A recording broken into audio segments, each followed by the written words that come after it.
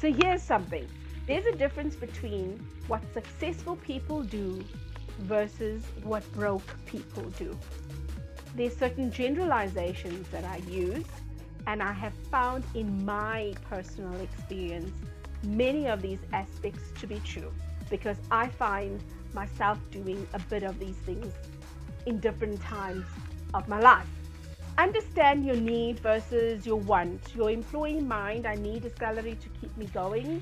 Your entrepreneurial mind is, I need a problem to solve so that I am also remunerated for that. Understand the difference.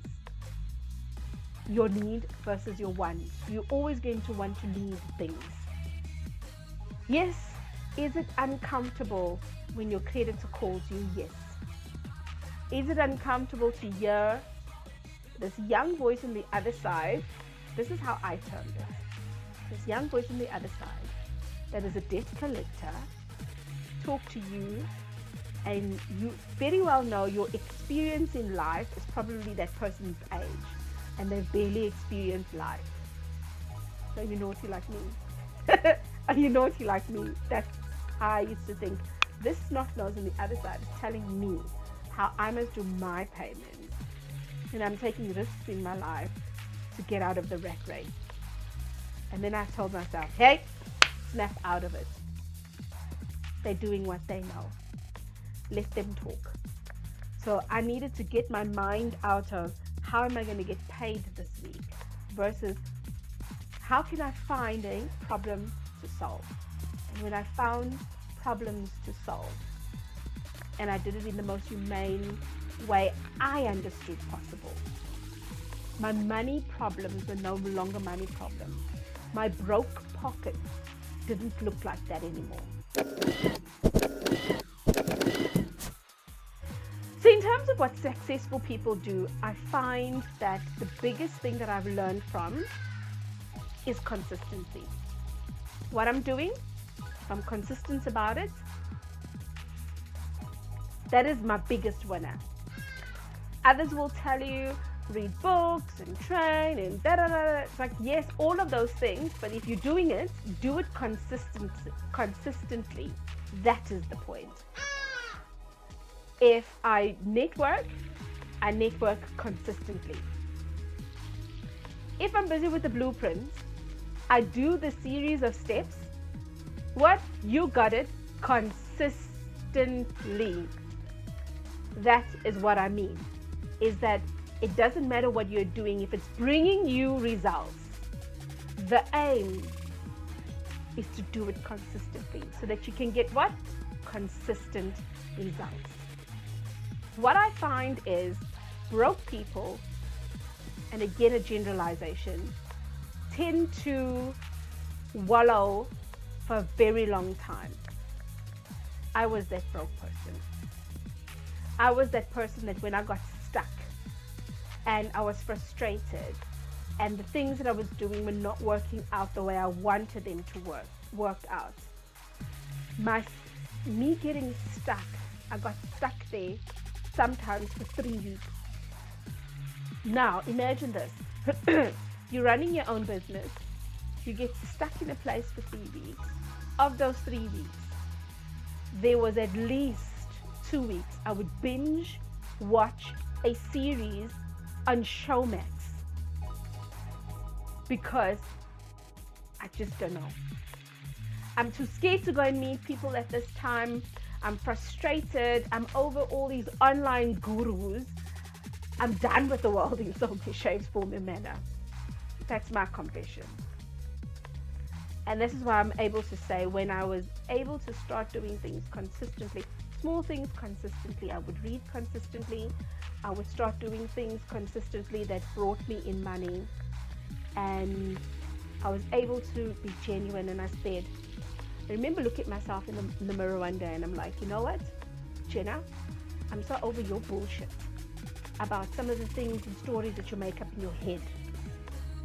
Go and reboot your brain and just get off your behind.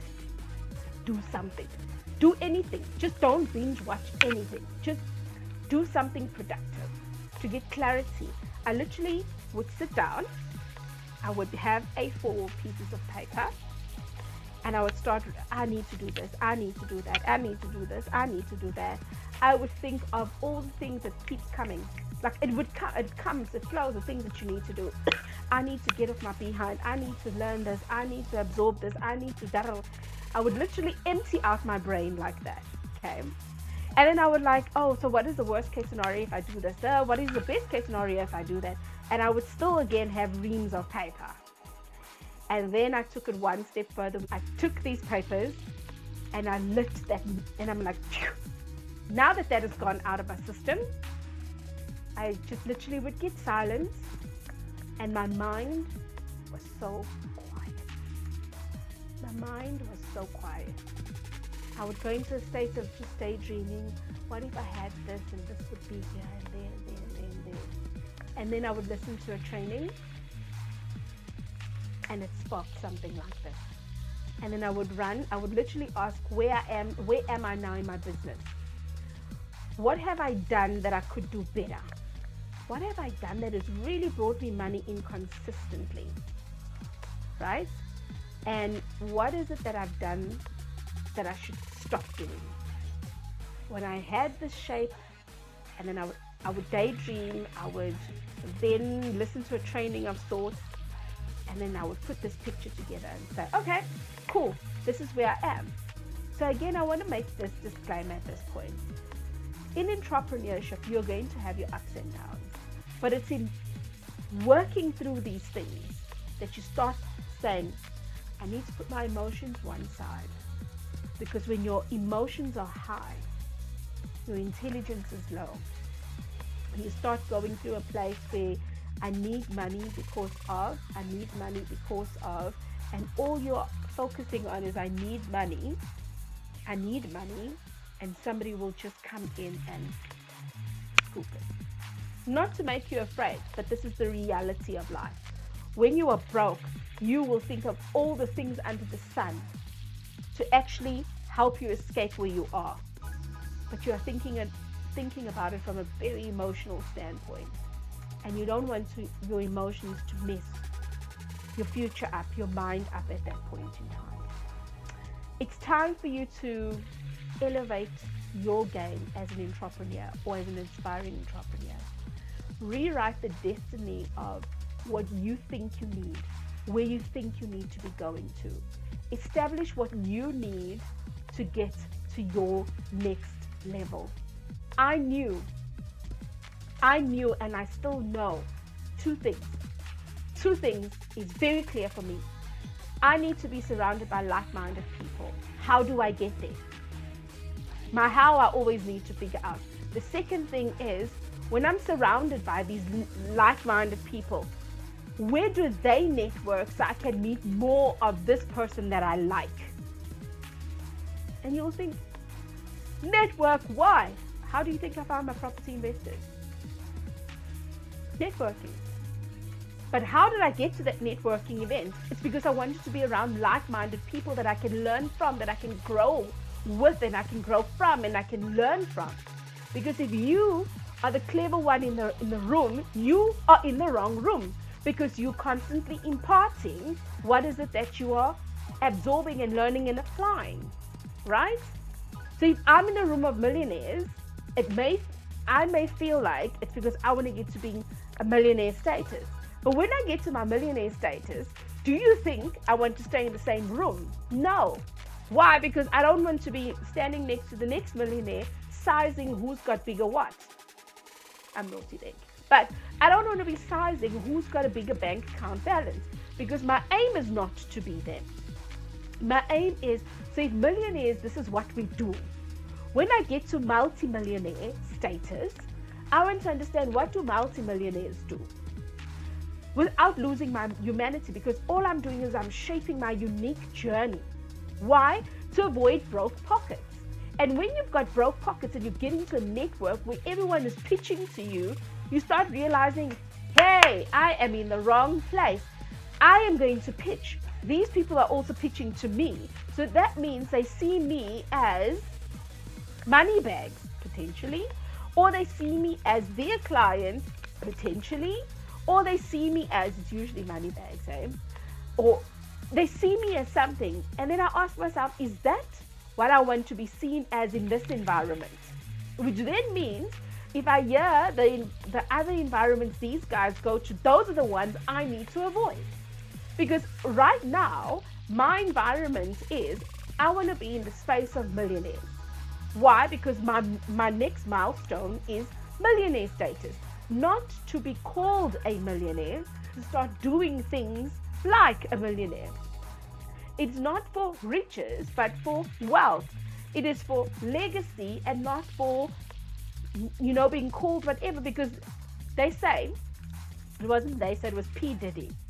Is it P. Diddy? I think it was P. Diddy that said, the more money you come across, the more problems you see. So, when we say new life problems, I want to understand new life problems. I had to get out of this space where creditors were calling me and we all make a joke of it. Now I can make a joke of it because there's so many things in hindsight. But could that thing come again? Absolutely. When you start making money, it's not that you're immune all of a sudden to losing that money. The reality is that if your mindset hasn't adjusted with the money that comes in, and you constantly think as an employee versus an entrepreneur, somebody that you're giving business solutions to, your mindset, or should I make it this way, because this is the employee mindset. The entrepreneur mindset is somewhere here. And again, nothing against employees. Why? Because this is where many of us come from, right? And also, not everyone is designed to be a business owner or an entrepreneur.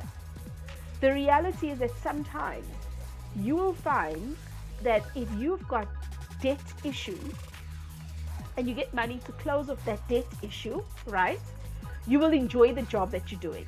There's an engineer that once said, I thought I hated my job until I made enough money in my side hustle, right? And that money in my side hustle did what I wanted to do. So this suddenly started becoming exciting.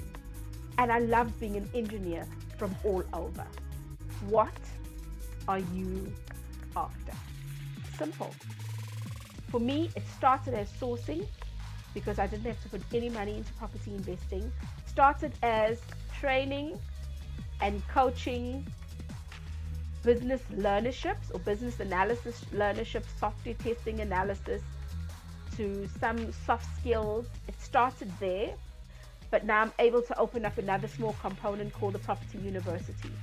I'm able to bridge that gap, right? So what is it that you're after, that you're willing to let go out into the world to evolve into what it is that you need?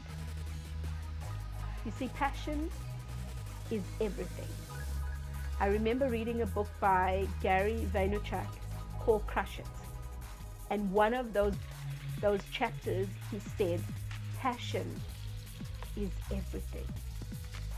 I'm a people's person that likes solving problems.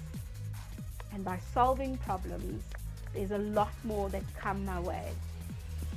My business is built on so many referrals, right? So my question is, what are you after?